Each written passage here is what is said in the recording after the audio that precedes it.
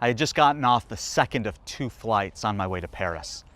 Flight from Phoenix to Houston, and then Houston to Charles de Gaulle Airport. And unfortunately, even though the second one was an overnight flight, my 2-year-old decided not to sleep at all. And as we wandered around the airport looking for our bags, I ran into my friend Jamin, who had arrived the day before, and we set off into Paris for lunch, and then an hour-and-a-half drive into the northeast of the suburbs of Paris. We were searching out for a man whose ministry was known worldwide, but who it turned out was nearly impossible to find. We got a bit lost on our way and figured asking people in this small town about an hour outside of Paris would surely glean some initial reactions. Someone would know who Jean Vanier is, but to our surprise, no one seemed to know who this man was. It actually was quite telling. As we spent time with him and learned more about his ministry, it became evident why this was the case.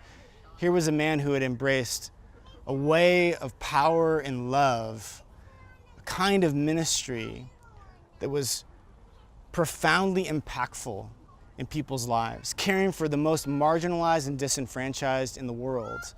And yet he did so in hiddenness, in secrecy, in humility.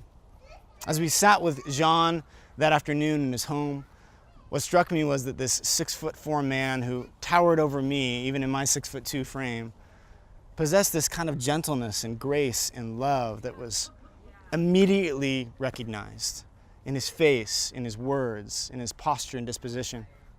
I can distinctly remember asking John about the programs they did there at L'Arche, whether we could see them and participate and be a part of what they were doing to care for those with disabilities in the community.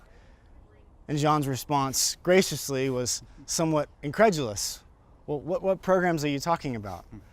Because again, for Jean, ministry wasn't so much organized around numbers and systems and programs, but was about people, about being personal and relational. And as he reflected back what the L'Arche community looked like, he narrated to me a community that shared meals, that shared life, that shared stories, that shared prayers. It wasn't always easily identifiable by programs, but it had a powerful impact in people's lives.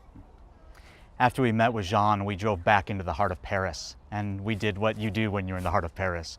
We went to the Champs-Élysées, we toured around looking at the Arc de Triomphe, and it struck us that as we gazed upon these incredible feats of human strength and power, that they actually all paled in comparison to the work God had done in the life of Jean, who gave himself in weakness for the sake of love, and that he has become a man who is so sturdy, who is so stable, and who is so powerful, but not in a worldly sense, but in a kingdom sense, that he had walked in the way of Jesus. And it became clear to us, and I think to anyone who has ever met him, that he has tapped into a power that is real, that is fundamental, and that will last far longer than any of those ancient monuments will.